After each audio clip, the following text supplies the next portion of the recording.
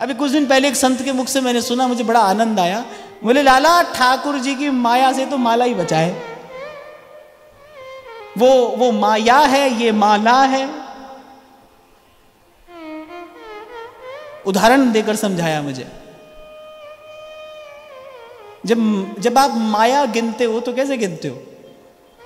ऐसे ऐसे करते हो ना, ऐसे होता है ना, ऐसे ऐसे तो गिनते रुपया, ऐसे ऐसे। और जब माला जपते हैं तो कैसे करते हैं? ऐसे। तो जो माया के फेर में पड़ेगा वो गांठ की पूंजी भी गंवा रहा है। जा रही है, देखो जा रही है, सांस सांस जा रही है। वस्तुतः इकट्ठा कौन कर रहा है, संचय कौन कर रहा है? जो माला फेर रहा है ना, वही कुछ पा रहा है, बाकी तो सब गंवा रहे हैं अपने हाथ से, सब गंवा रहे हैं। तो संतों की बात में बात तो कहने लगे लाला माया से तो माला ही बचाती है। जिसने आज संकल्प कर लिया है ना सुधरने का, उसका बीता कल भी सुधर जाएगा और आने वाला कल भी सुधर जाएगा। कहां कहां लोग डोलते हैं, भटकते हैं, पंडित जी बताओ कल क्या होगा। ऐसी बात जो पूछ रहा है वो स्वयं भी अंधेरे में है, और जो बता रहा है वो भी अंधेरे में है।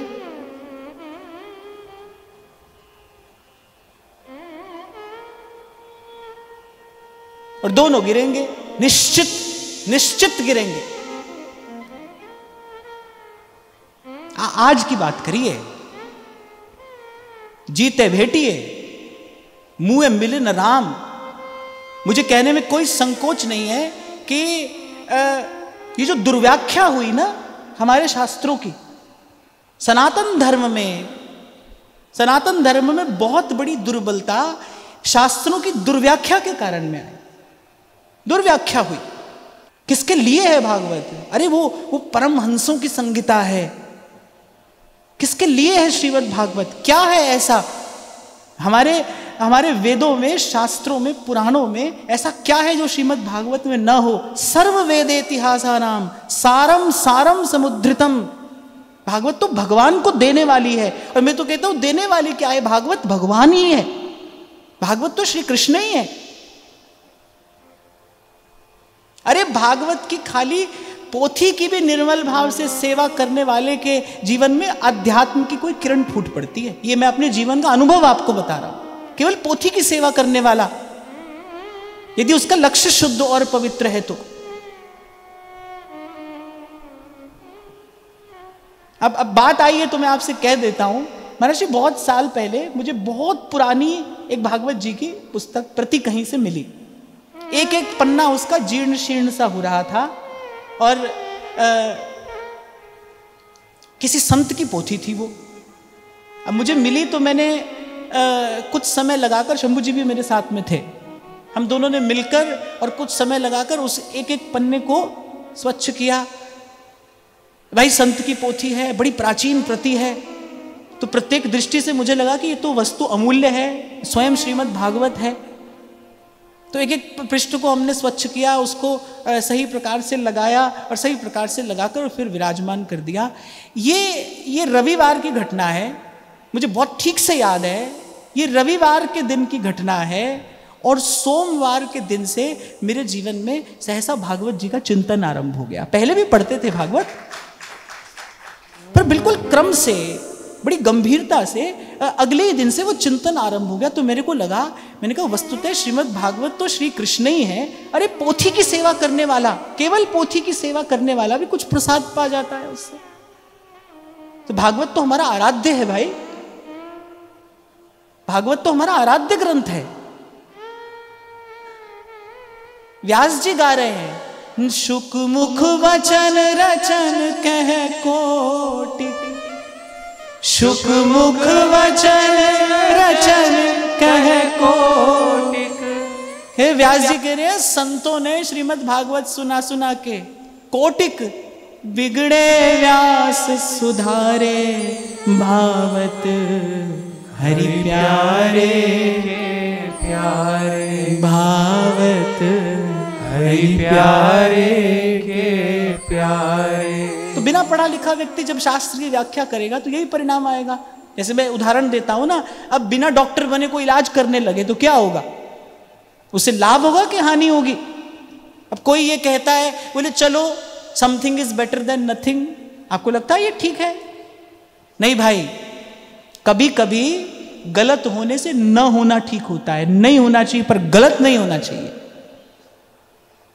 तो हमारे यहां मनमानी व्याख्या हुई शास्त्रों की, जो भी होगा भाई मरने के बाद होगा, जो भी होगा मरने के बाद होगा, ये करो मरने के बाद ये मिलेगा, वो करो मरने के बाद वो मिलेगा। अरे सब मरने के बाद होगा तो जीवन किस लिए है?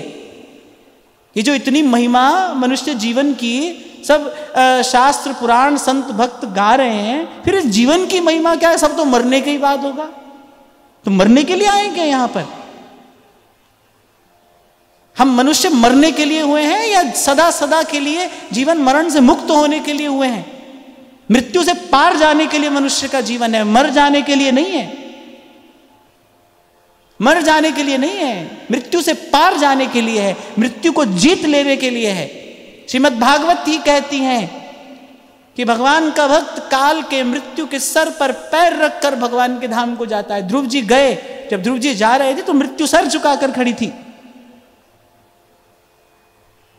संत की इच्छा होती है, वो जब चाहता है तब जाता है यहां से। ये मृत्यु को जीतने के लिए है, मर जाने के लिए नहीं है। सब मर जाने के बाद मिलेगा, यही सुना रहे हैं, यही सिखा रहे हैं। हमको दे दो, तुमको मर जाने के बाद मिलेगा। कैसे मिल जाएगा भाई? कोई समझाओ तो कैसे मिल जाएगा? और कह ऐसे रहे जैसे इनका रोज स्वर्ग नरक में आना जाना हो, जैसे वहीं से रोज आते जाते हो। आज की बात करिए, आज संभालिए अपना। पूरे गुरु का सुन उपदेश, पूरे गुरु का सुन उपदेश। इसलिए इन संतों की वाणी मुझे प्रिय है, इसीलिए मुझे गुरुवाणी प्रिय है। वो मेरी आत्मा में है। क्यों? क्योंकि सब प्रकार के प्रपंचों से छुड़ाकर सीधे भगवत भजन में लगाती है। सब प्रकार के प्रपंच से छुड़ाकर। पूरे गुरु का सुन उपदेश, पूरे गुरु का सुन उपदेश। पार ब्रह्म निकट कर पेख, पार ब्रह्म निकट कर पेख। सांस सांस गाइए, सांस सांस सिमरे गोविंद। मन अंतर की उतरे चिंत, मन अंतर की उतरे चिंत।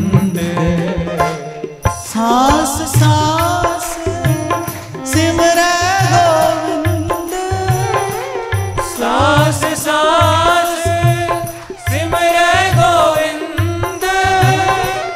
मन अंतर की उतरे चिंत, मन अंतर की उतरे चिंत।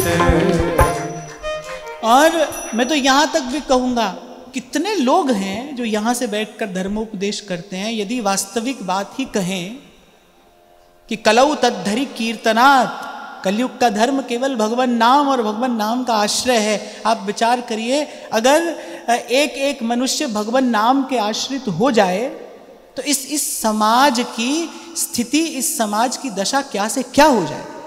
अगर एक एक मनुष्य सब प्रपंच छोड़कर और सब भूल भुलैया से निकलकर सीधे सत मार्ग पर चल पड़े।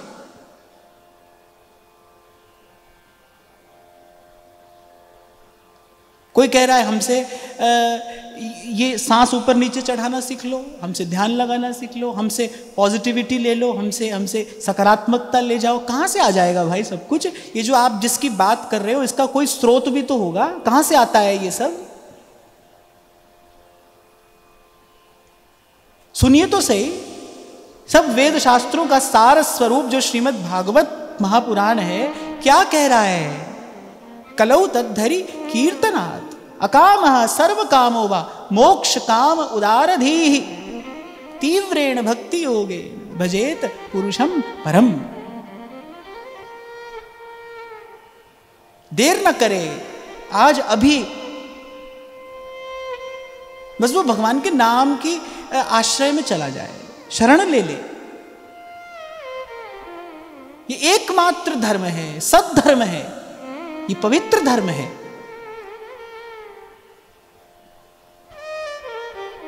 तभी व्यास जी कह रहे हैं बिगड़े व्यास सुधारे। कौन सुधारेगा समाज को? कौन सुधारेगा समाज को? संत ही तो सुधारेगा। कैसे सुधारेगा? भगवान नाम की चेतना से ही तो। कोई भी युग हो भाई, कोई भी काल हो, ये तो कह दिया जाता है कि कलयुग में नाम की ऐसी महिमा है। नाम की महिमा तो सब युग में है, कलयुग में विशेष है। क्यों? क्योंकि कलयुग में कोई और साधन नहीं है। हरेर नामैव केवलम, कोई दूसरा साधन नहीं है, इसलिए कहा।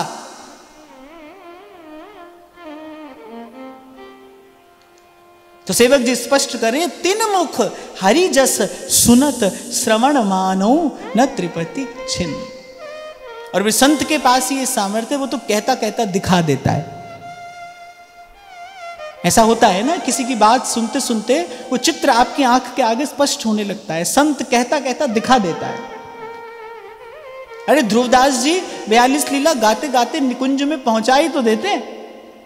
गाना शुरू करते हैं ध्रुवदास जी, कैसो फव्यो है नीलांबर सुंदर, मोह लिए मन मोहन माई।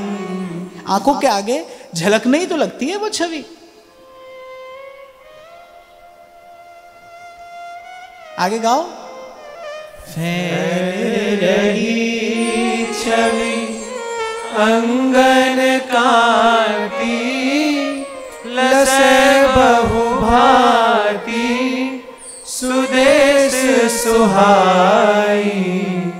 शीस को फूल सुहाग को छत्र, सदा पिय के मन को सुखदाई। और कछु ना रुचे ध्रुव पिए को, भावे यह सुकुमारी अड़ाई।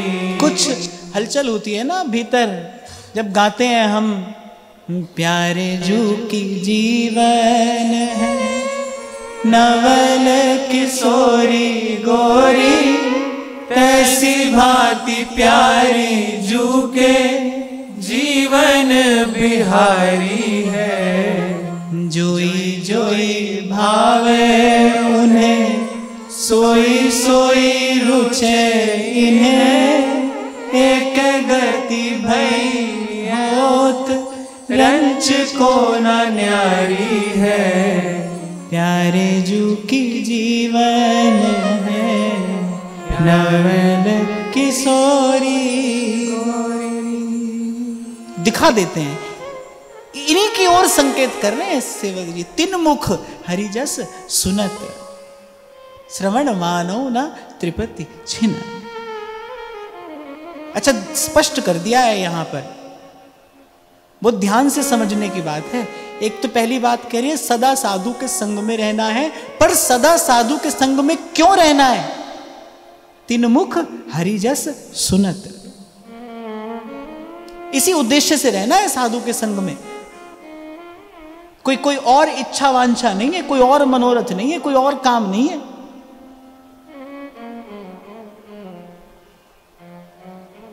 इसीलिए बार बार मैं आपसे कहता हूं भाई, एक नियत दूरी बनाकर, एक संतुलन बनाकर सत्संग के मार्ग पर भी चलना, एक संतुलन बनाकर। तभी कल कह रहा था, यही मिलिए हमसे, यही सुन लीजिए, यही जो कहना हो कह दीजिए, यही जो सुनना हो सुन लीजिए, और फिर लगिए भजन में। जब भी थोड़ी देर पहले मैं आपको कह रहा था ना, वो कह रहे बुद्धम शरणम गच्छामि, फिर कह रहे संघम शरणम गच्छामि, फिर कह रहे धम्मम शरणम गच्छामि। मुझे कहने में कोई संकोच नहीं है कि इस व्यक्तिवाद ने सदा से ही, आज नहीं, इस व्यक्तिवाद ने सदा से ही धर्म को अंत में हानि पहुंचाई है। अंत में मानवता की श्रद्धा और विश्वास आहत हुई है व्यक्तिवाद के कारण। जब एक व्यक्ति बड़ा होने लगता है, ध्यान रखना व्यक्ति बड़ा ना हो, ये जिन आचार्यों की हम बात करते हैं ना, इनके लिए तो भगवान ने कहा है आचार्यम माम विजानियात, आचार्य तो मेरा ही स्वरूप है। आपको याद हो पिछली बार की शायद बात है ना, हम वो चर्चा कर रहे थे कि मछली पकड़ रहा था एक मछली पकड़ने वाला, और रामकृष्ण परमहंस जा रहे थे अपने कुछ शिष्यों के साथ। तो 3 तरह की मछली तो जाल में आ गई, एक निकल गई।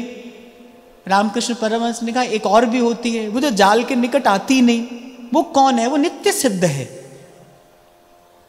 वो जो प्रभु के द्वार से नित्य शुद्ध बुद्ध मुक्त जीव आया है, संसार का कल्याण करने के लिए प्रभु की आज्ञा पाकर आया है, उसकी बात और है। उसके सिद्धांत की प्रतिष्ठा तो होनी ही चाहिए। श्री रामानुजाचार्य, श्री रामानंदाचार्य, श्री चैतन्य महाप्रभु, श्री वल्लभाचार्य, हमारे श्री हितरिवंश चंद्र महाप्रभु, इनकी शरण में तो जितने जीव आएंगे उनका कल्याण ही होगा। इसलिए इनको साधारण व्यक्ति समझने की भूल नहीं करनी चाहिए। ये आचार्य हैं और आचार्य को भगवान अपना स्वरूप बता रहे हैं, आचार्य माम विजानिया।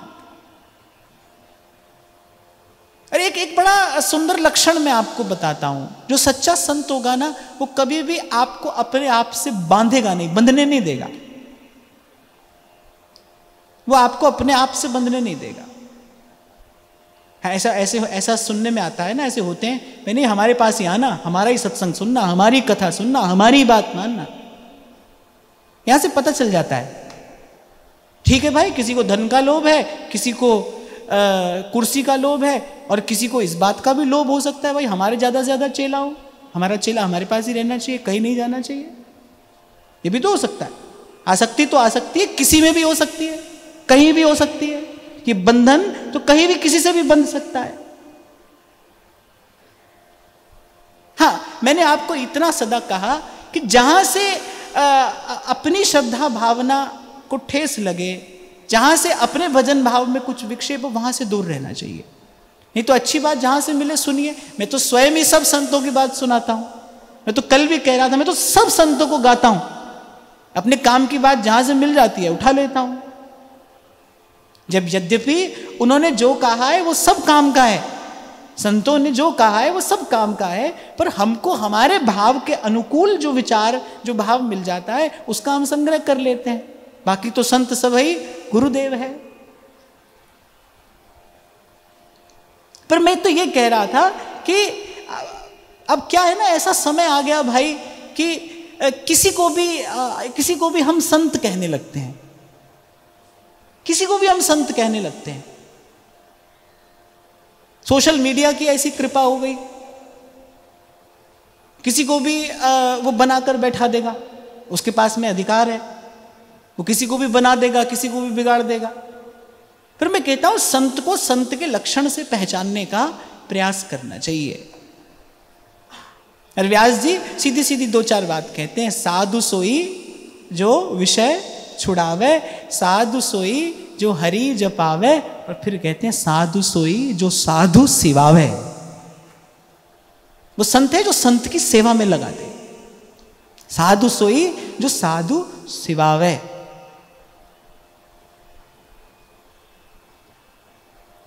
साल 2 साल पहले की बात है, एक वृद्ध दंपति यहाँ वृंदावन में आए, वृंदावन वास करने के लिए। तब शायद यहाँ अभी सत्संग आरंभ नहीं हुआ था।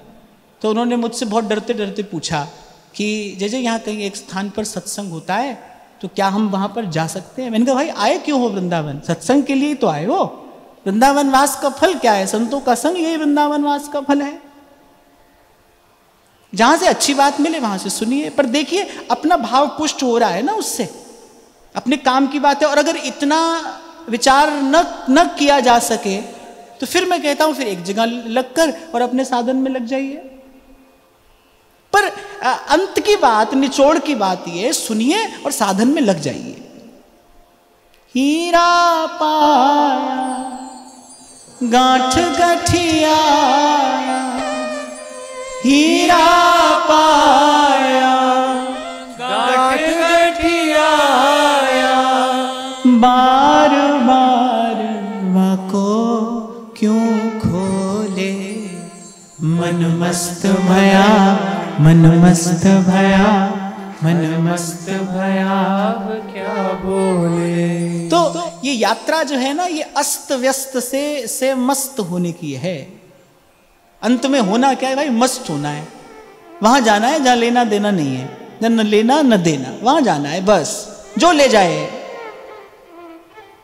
जिसकी बात सुन के ये मस्ती मिले।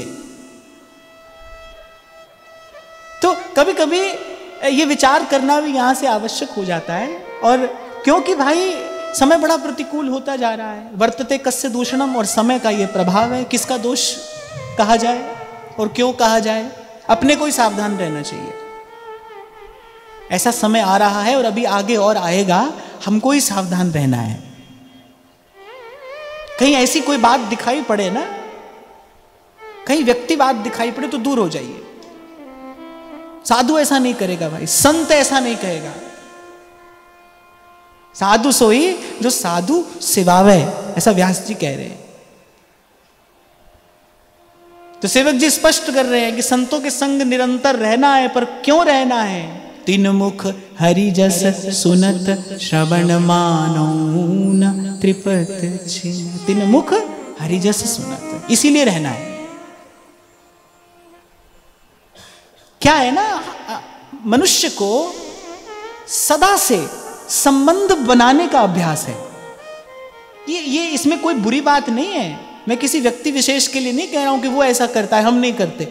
ये जो मानव मन है ना, इसको अभ्यास हो गया है इसका संबंध बनाने का।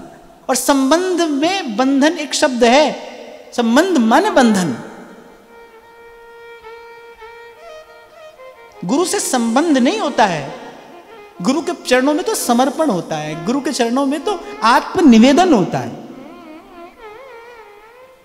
क्या क्या भेद है संबंध में और समर्पण में? संबंध उभय पक्षीय होता है, हम आपके तो आप हमारे, और अगर आप हमारे तो हम आपके। उसमें टर्म एंड कंडीशन अप्लाइड है संबंध में, कोई भी संबंध हो। लेकिन यहां नहीं है। यहां तो चैतन्य महाप्रभु शिक्षाष्टक के अंत में कहते हैं कि वो मारे, वो तारे, वो हमें स्वीकार कर दे, अस्वीकार कर दे, वो हमारी ओर देखे न देखे, पर सदा सर्वकाल में मेरे आराध्य तो नंद नंदन ही हैं। गुरु के चरणों में ऐसा समर्पण। तभी तो व्यास जी ने कहा, गुरु के माने शिष्य नहीं, शिष्य माने गुरु हो। शिष्य अपना मान ले, गुरु माने अच्छी बात, न माने तो भी कोई हानि नहीं है। वो समय पर वस्तु प्राप्त करेगा। गुरु के माने शिष्य नहीं, और शिष्य माने गुरु होई। यही बात तो हमको सालों पहले समझ में आ गई थी व्यास जी की कृपा से। भाई जब गुरु के मानने से होता ही नहीं तो माने ही क्यों? तो माने ही क्यों? आप मानिए, आपको मानना हो आप मानिए, आपको कुछ मिलता हो तो आप मानिए, आपको कुछ मिल रहा है तो आप लीजिए, मानिए। हमारी ओर से कोई बंधन नहीं भाई, हमारी ओर से कोई बंधन नहीं है। कल भी नहीं था और कल भी नहीं होगा। वो आपका कार्य है, आपका समर्पण, आपका भाव है, वो आपका कार्य है। आप देखिए आपको कितनी निष्ठा से करना है। अब तो बहुत सारे दीक्षा निवेदन पत्र ऐसे आते हैं जो दूसरी बार निवेदन पत्र भरते हैं या तीसरी बार भरते हैं। कभी कभी एक बार पत्र आता है, फिर मैं कुछ करने के लिए कहता हूं, फिर आता है, फिर मैं कुछ और करने के लिए कहता हूं। तो अब फिर मुझे देखकर अच्छा लगता है कि ये व्यक्ति इस व्यक्ति की वास्तविक उन्नति हो रही है। दीक्षा हुई नहीं हुई, पर उस व्यक्ति की एक साधक के रूप में उन्नति हो रही है। क्यों? क्योंकि उसकी निष्ठा परिपक्व हो रही है। तो मुझ में हो या किसी में भी हो, वो गोल पत्थर में हो, पर उसकी निष्ठा परिपक्व हो रही है, उसकी श्रद्धा फलवती हो रही है, उसका विश्वास सुदृढ़ हो रहा है। इसीलिए जिस दिन किसी के मन में यह भाव आता है ना कि भाई हम तो आप ही के शिष्य हैं, दीक्षा तो उसी दिन हो जाती है। उसके बाद तो एक औपचारिकता होती है। दीक्षा तो आपके स्वीकार करते ही हो जाती है। आपका मन जिस दिन दीक्षित हो जाता है, आपका मन जिस दिन किसी के प्रति समर्पित हो जाता है, दीक्षा तो उस दिन हो ही जाती है। मंदिर बनने की तैयारी तो उसी दिन से शुरू हो जाती है, आरंभ हो जाती है।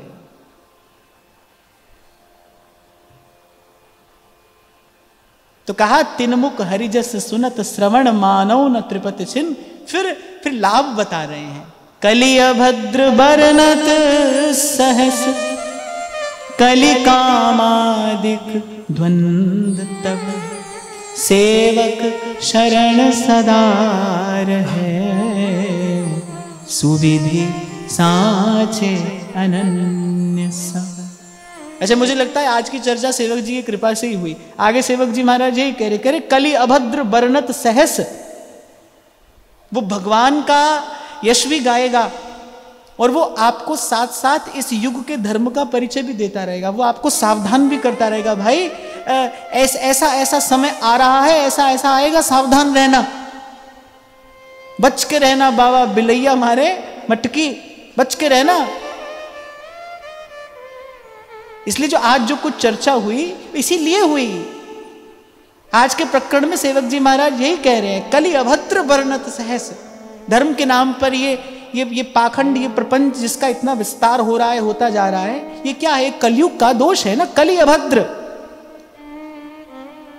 तो बताया जा रहा है भाई, इससे बच के रहना, इससे सावधान रहना। इसीलिए 2 दिन पहले हमने चर्चा की थी, किसी को सुधारने की बात तो सोचना ही नहीं भाई। हम सुधार देंगे किसी को, ये बात तो बिल्कुल सोचना ही नहीं। हम पहले तो हम सुधर जाएं, ये पहला हमारा उद्देश्य हो। हम सुधर जाएं और सुधर जाने के बाद सुधरे रहें। मुझे लगता है सुधर जाने से भी ज्यादा कठिन है सुधरे रहना। क्यों? सुधर जाओगे तो पूजा होने लगेगी तुम्हारी, वाणी में बल आ जाएगा, आपके व्यक्तित्व में कुछ आ जाएगा ऐसा जिसको देखकर संसार आपकी ओर आकर्षित होगा। आएगी भीड़ जय जयकार करती हुई, आपको फूल माला पहनाती, आपके चरणों में फूल बिछाती, और जिस दिन आपने बिछाए हुए फूल पर पैर रख दिया बस उस दिन बिगड़ना शुरू हो गए। दुनिया तो बिछा देगी आपके कदमों में पुष्प, लेकिन आपने जिस दिन पैर रख दिया ना उस बिछाए हुए पुष्प पर, आपने जिस दिन स्वीकार कर लिया भाई हमारे लिए बिछाया गया है, बस उस दिन बिगड़ना शुरू हो जाएगा। वो जो सुधरा था वो बिगड़ेगा। इसलिए मैंने कहा सुधरने से ज्यादा कठिन है सुधरे रहना। तो 2 ही लक्ष्य हैं हमारे तो जीवन में, यही होने चाहिए। पहले तो हम सुधर जाएं, ये जो बिगड़ा मन है पहले तो सुधर जाए। अभी तो फिर बिगड़ जाता है। ध्रुवदास जी कह रहे हैं खोटे तुरंग के जैसा अड़ियल घोड़ा होता है ना, वो फिर लड़कता है, तो अभी तो फिर बिगड़ जाता है। तो पहले तो सुधर जाए, अगली बात तो बाद में सोचेंगे ना, पहले सुधरे तो। अभी तो मन बिगड़ा है और फिर सुधरा रहे, वो और कठिन है, वो और कठिन है। तभी कल मैंने आपको निवेदन किया था, संसार प्राप्त कर लेना उपलब्धि नहीं है भाई। मेरी पंक्ति को ध्यान से सुनना, संसार को प्राप्त कर लेना उपलब्धि नहीं है, कुछ प्राप्त करके संसार से बचे रहना ये उपलब्धि है। रोज देख रहा हूं अपने आसपास घटने वाली घटनाओं से सीखता रहता हूं, सीखने का प्रयास करता हूं। रोज देख रहा हूं, आए थे हरि भजन को, भजन करने के लिए आए थे और बन बैठे भगवान। संसार तो बना देगा आपको भगवान, अज्ञ जनन सन्मान लग। अरे भूखे आदमी को समय पर भोजन दे दो, कपड़ा दे दो, उसके भोजन की व्यवस्था कर दो, लोगों कहेगा आपके लिए, मेरे लिए तो आप ही भगवान हो। पर आपको तो इतनी समझ, इतना विवेक होना चाहिए ना भाई, जो रोटी दी है उस रोटी के पीछे भी कोई है, जो दिया है उस देने के पीछे भी कोई है, देनहार कोई और है। मैं तो केवल इतना कह रहा हूं कि ये थोड़ा और कठिन है, ये मुश्किल है। इसके लिए आपको थोड़ा कठिन भी होना पड़ेगा, थोड़ा कठोर भी होना पड़ेगा। इसके लिए आपको कठोर होना पड़ता है। सर्व के प्रति सद्भाव रखते हुए, तभी तो कल आपसे मैंने कहा भाई हमारे पास जो आ रहा है आशीर्वाद मांगने के लिए, हमारी मंगल कामना उसके लिए भी है, जो नहीं आ रहा है उसके लिए भी है। अब हमारे यहां तो ऐसी व्यवस्था है नहीं, ये 5100 का पैकेज है, ये 11,000 का, ये 21,000 का, सबके लिए एक ही मंगल कामना है, सभी के लिए है।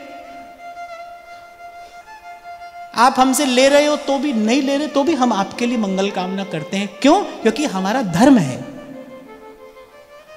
ये हमारे आचार्य की उपासना पद्धति है। हमारे आचार्य ने हमें सबसे पहले यही कार्य करने के लिए दिया है, सब संहित, कि हमारा धर्म है इसलिए करना है, आपके लिए नहीं कर रहे। धर्म का पालन है ये तो।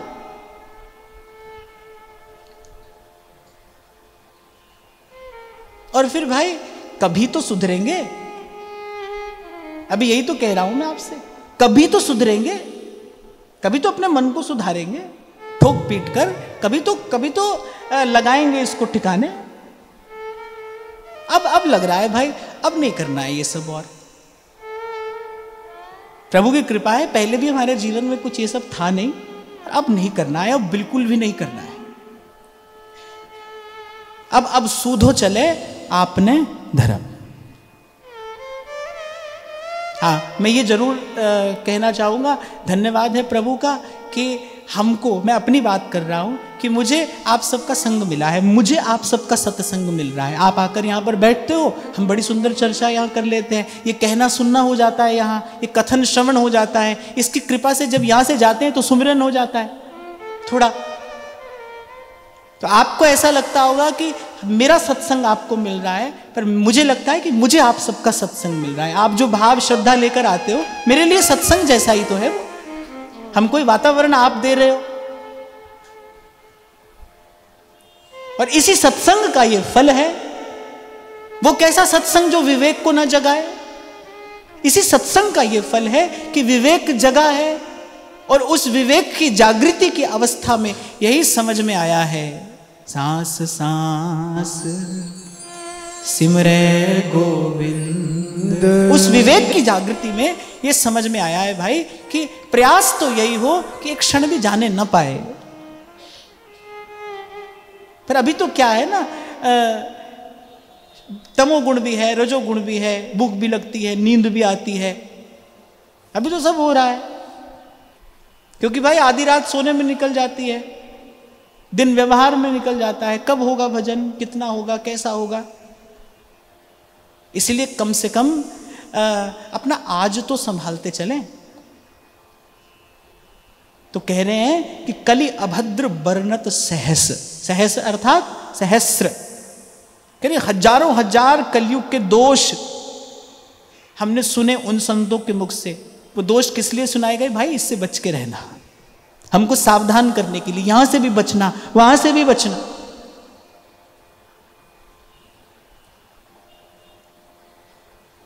और मुझे नहीं लगता कि इन दो लक्ष्यों के अतिरिक्त किसी तीसरे लक्ष्य की हमको कोई आवश्यकता पड़ेगी। पहला लक्ष्य क्या है? जोर से बोलो। सुधर जाएं। पहला लक्ष्य सुधर जाएं, और दूसरा सुधरे रहें। बस, किसी की तरफ तो देखना ही नहीं भाई, हमारे में वो सामर्थ्य नहीं है। सुधर जाए और सुधरे रहे। और मैं कहता हूं आज की चर्चा के सार स्वरूप अगर इतनी बात आप यहां से ले जाएं तो कल्याण हो जाए। यही बात, पहले तो भाई अब हम सुधर जाएं और फिर सुधरे रहें। और सेवक जी कह रहे हैं, सेवक शरण सदा रहे, सुविधि सांचे अनन्य सब। पहले भी कहा, पहली पंक्ति में आरंभ भी यहीं से किया ना, श्री हरिवंश सुधर्म दृढ़। यहां एक छिपा हुआ अर्थ है जो सेवक जी महाराज की वाणी कहना चाहती है, वो ये कि भाई जो धर्म में दृढ़ है ना, माने जो सुधर गया है और जो सुधरा है, वही सुधार सकता है किसी को। बात से नहीं सुधरता भाई कोई, हमारी बात से कोई नहीं सुधरेगा, हमारी बात से हमारा मन नहीं सुधरेगा, और कोई कैसे सुधर जाएगा? उस दिन भी मैंने आपसे कहा था ना, उपदेश का अधिकार किसको है?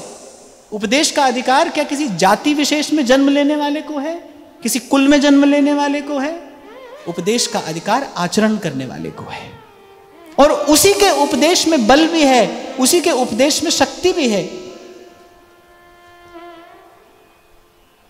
एक बार अपने एक तारे पर एक संत यहां से गाकर चला जाता है, वो तो संसार से होकर गया है ना। हम आए हैं यहां रहने बसने, संत नहीं आता है रहने बसने, वो तो एक बार होकर चला गया है यहां से। ठाकुर जी संत से कहते हैं, भाई एक बार चक्कर लगाया जाओ। वो प्रभु के पास से ही आया है और प्रभु के पास ही चला जाएगा। कैसे महाप्रभु जी आए और कैसे महाप्रभु जी प्रिया जी की सेवा में वापस पहुंच गए। जैसे कभी ठाकुर जी कहते हैं, भाई थोड़ा संसार का कल्याण करना है, कैसे करें? संतों को कहते हैं, भाई जाओ एक चक्कर लगाओ। अब संत तो एक क्षण भी भगवान के भजन के बिना रहते नहीं, नाम के बिना नहीं रहते, कथा के बिना नहीं रहते। तो जब संत आते हैं ना यहाँ चक्कर लगाने, वो उतने समय में वो भगवान की लीला गाते हैं, पर वो जो गाते हैं ना, वो ऐसे मणिदीप हैं जो अनंत अनंत काल तक हम जैसे भूले भटकों को रास्ता दिखाते हैं। वो ऐसे मणिदीप हैं, वो आते हैं गाकर चले जाते हैं। फिर जब कोई साधक, जब कोई जिज्ञासु, कोई पिपासु, जब कोई चलता है इस मार्ग पर, तो फिर वो उसको प्रेरणा भी देते हैं, उसको प्रोत्साहित भी करते हैं। भजन के मार्ग पर चलने की प्रेरणा भी संत से ही मिलती है, और मैं चल पाऊंगा ये प्रोत्साहन भी संत ही देता है। अंदर हाथ सहारा दे, जब गिरता है जीव तो सहारा भी देता है। 10-12 बरस पहले की घटना होगी। एक महात्मा यहां पर भजन कर रहे थे, उनसे उनके व्यवहार में कुछ भूल हो गई, कुछ अपवित्र कार्य उनसे हो गया। पर उन्होंने एक बहुत अच्छी बात यह की कि अपने गुरुदेव के सन्मुख जाकर सारी बात सच सच कह दी कि प्रभु मुझसे ये भूल हो गई है और मुझे बड़ा पश्चाताप है, अब मैं क्या करूं, अब मैं इसके लिए कौन सा पश्चाताप करूं। तो गुरुदेव ही थे, उन्होंने देख लिया कि भाई इसकी आंखों में जो वो पश्चाताप है ना वो सच्चा है। गुरुदेव ने कहा कि तुम्हें वस्तुतः पश्चाताप है? जी गुरुदेव। बोले जाओ जमुना जी का स्नान करो, श्री जी का दर्शन करो, श्री जी को भोग लगाओ और उस घटना को भूल जाओ और जाओ भजन में लग जाओ। तो ऐसे कभी कभी जब जीव गिरता है तो संत उसको संभाल लेता है, उसको प्रोत्साहित भी करता है। कोई बात नहीं, हो गई भूल, पर अगर पश्चाताप सच्चा है, और सच्चे पश्चाताप का अर्थ क्या है कि भाई अब फिर नहीं होगी, अब नहीं होगी। नहीं तो मन ऐसा दुष्ट है कि क्षमा मिल जाने के बाद फिर उस क्षमा की ओट में पाप करता है। तो सच्चा पश्चाताप यही है, भाई अब हो गई भूल, अब नहीं होगी। गुरुदेव ने देख लिया कि भाई इसको सच में पश्चाताप है। पश्चाताप की अग्नि में अगर जलोगे तो वो अग्नि आपको शुद्ध कर देगी।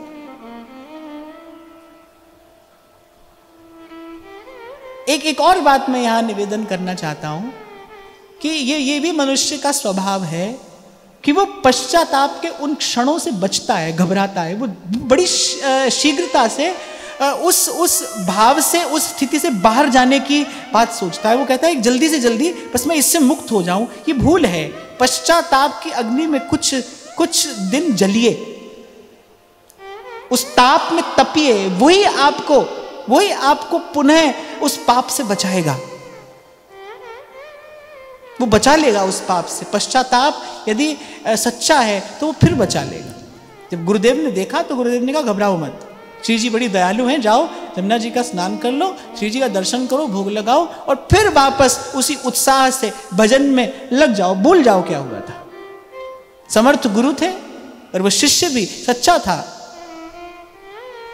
लग गए भजन में, आज तक भजन कर रहे हैं। उन्होंने अपने मुख से हमको कोई बात बताई, वो आज तक भजन कर रहे हैं और बड़ी सुंदर रीति से भजन कर रहे हैं। तो संत प्रेरणा भी देगा भजन करने की, प्रोत्साहन भी देगा, संत प्रसाद भी देगा और संत ही आपको अंततः उस प्रेम तक पहुंचा भी देगा। तो कह रहे कि सब अनन्य, सेवक जी कह रहे जो भी अपने धर्म में दृढ़ हैं अरु समझत निज रीत सब अनन्य साचे। सेवक जी बार बार ये बात कह रहे हैं, भाई मैं भक्तों की शरण में तो, पर कौन से जो सच्चे हैं, धर्म में दृढ़ हैं। अरु समझत निज रीति, ये बाजार में बिकने वाली वस्तु नहीं है श्रद्धा विश्वास, कहीं भी ले जाकर आप इसको लगा देते हो।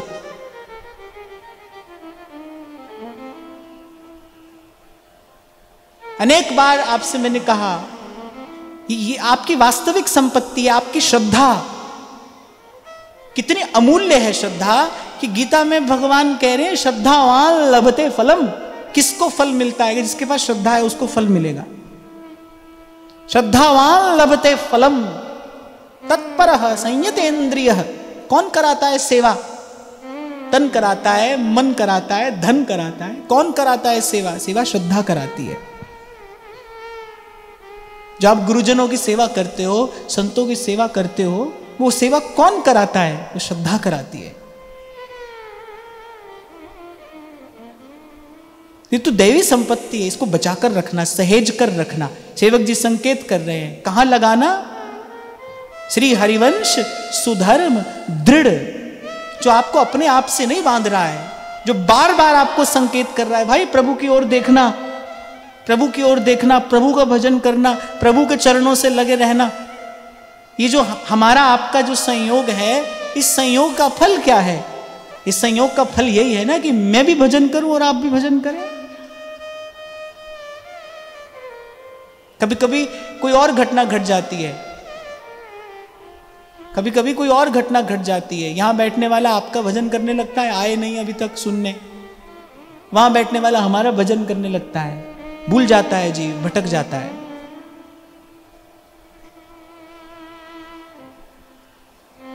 गोस्वामी जी ने कहा ना कि सकल ताड़ना के अधिकारी,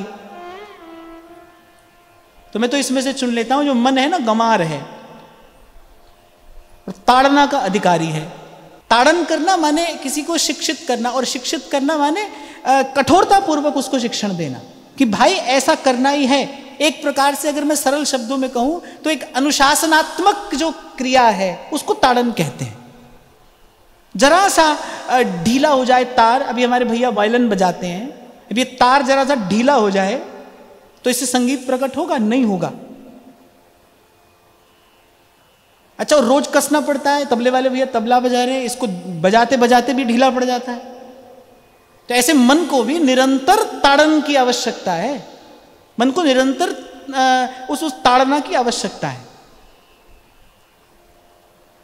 ये वो वाला ताड़ना नहीं है जो आप कह रहे हो ताड़ रहे हैं हमको, वो बात नहीं है यहां पर।